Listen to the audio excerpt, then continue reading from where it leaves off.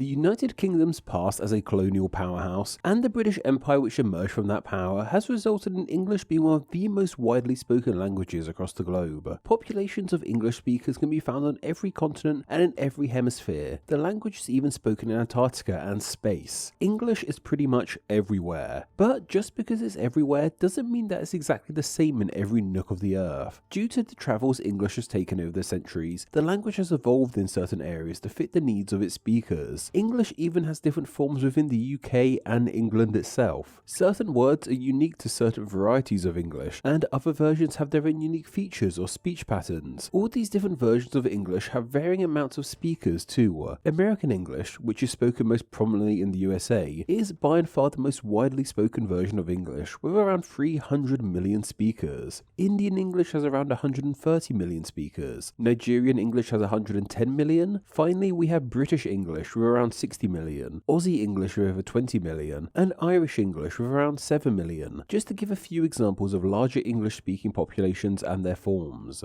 While many versions of English are spoken in their millions, other versions of the tongue have much smaller populations. Take something like Manx English, which is the version spoken on the Isle of Man. This island has a population of just over 80,000, with the majority of them speaking Manx English. Falkland Islands English, meanwhile, has just shy of 2,000 speakers. These are some pretty small remote groups of English speakers, but due to their remoteness, the tongue has morphed into unique dialects even in these places. And while these are smaller, we can get even smaller. There is one dialect of English out there which is, in my estimations anyway, the rarest form of English. By rarest, I mean it has an incredibly small population of speakers and is also incredibly remote and hard to come by. This rarest English is the version of the tongue spoken on the island of Tristan da Cunha. This island is located in the South Atlantic Ocean and has its origins as the peak of an underwater volcano that made its way to the surface. It is not its own nation but instead part of a British overseas territory, along with other islands in the Atlantic like St. Helena. Together they are governed as St. Helena, Ascension and Tristan da Cunha. Yet even though they are administered as one entity,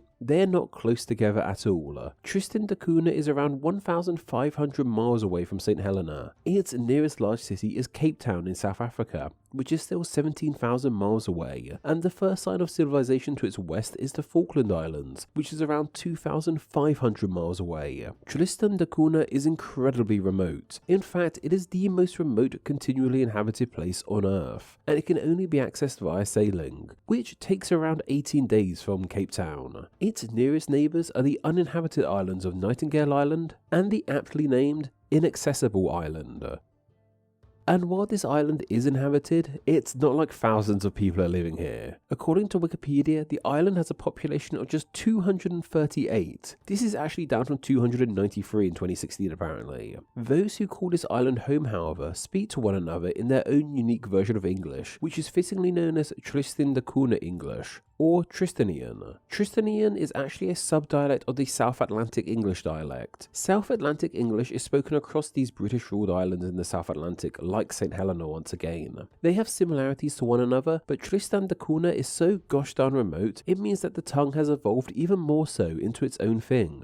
And while it is its own thing, it is still fundamentally English. If you speak any kind of English dialect from British English to Chinese English, you will still most likely be able to understand what someone from Tristan da Cunha is saying, though it does have its unique features to it. The only compiled list of unique features to Tristian I could find was on Wikipedia, and it wasn't referenced or sourced in any way, so it might not be entirely accurate, but from watching videos of Tristanian speakers and through reading some other articles, a lot of it seems to add up. A lot of this uniqueness comes from the way words and sounds are pronounced in the dialect. Certain vowels are shortened in words, with a word like bass being pronounced as bess. T sounds are often dropped too, much like British English in some cases, making a word like butter sound more like butter in example. Though perhaps the most unique quirk in Tristanian is its addition of an H-like sound before words starting with a vowel. A word like apple in example would instead be more pronounced as happle. It is most prominently heard in the word of island. which makes sense as all these speakers live on an island. Tristanian speakers will often refer to the island as the Heeland. This is kind of the opposite of what happens in the UK. Many British English speakers, especially those in the southeast of England, have this habit of dropping the H sound at the start of words, like hungry becomes just hungry. I like to imagine all those dropped H's float off to Tristan da Cunha, where they get saved and used at the start of words.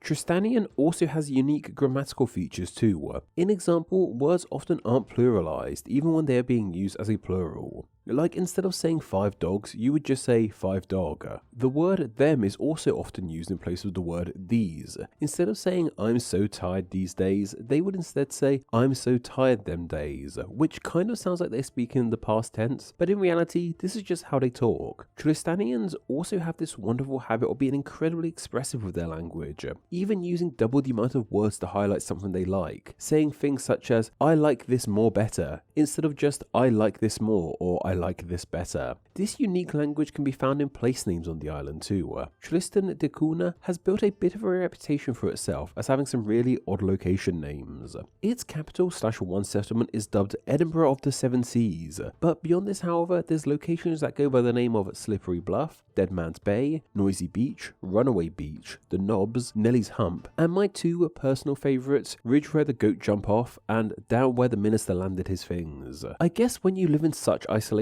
you don't have to worry too much about what the wider world thinks of your names.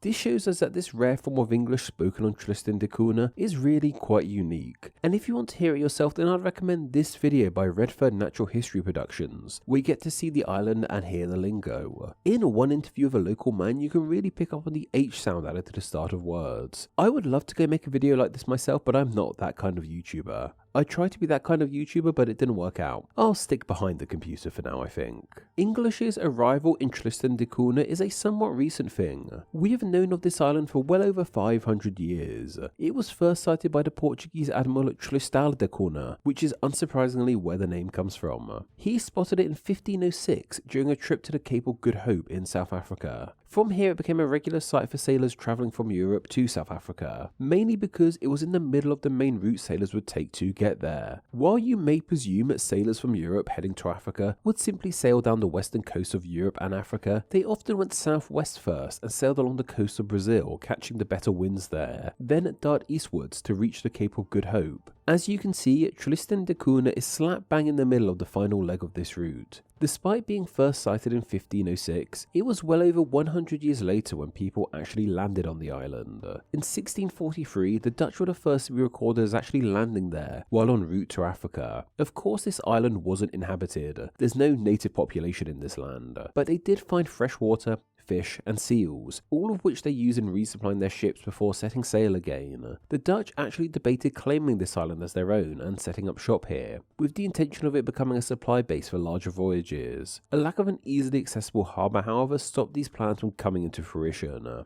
By the late 18th century however, a new country had emerged and they were eyeing up the island too. The US gained independence in 1776, and in the years following this, many American whalers and sealers visited the island and once again used it as a base, even camping overnight in some cases. The US took a greater interest in the island in 1810 when they set out to establish a trading station there. 3 men sailed from Massachusetts this year. They renamed the island Reception and wanted it to be considered the island of refreshment. This however once again didn't go to plan. When a ship came to check on them 3 years later in 1813, just one of the 3 men was still alive, claiming the other 2 had drowned in a fishing accident. This means that the Dutch and the Americans both tried to claim the island, but both came to realise that it wasn't the best idea. It's just a rock floating in more or less complete isolation. Who really needs a piece of land like that, honestly? Well, the British did apparently. Sometimes the British Empire really just couldn't help themselves, could they?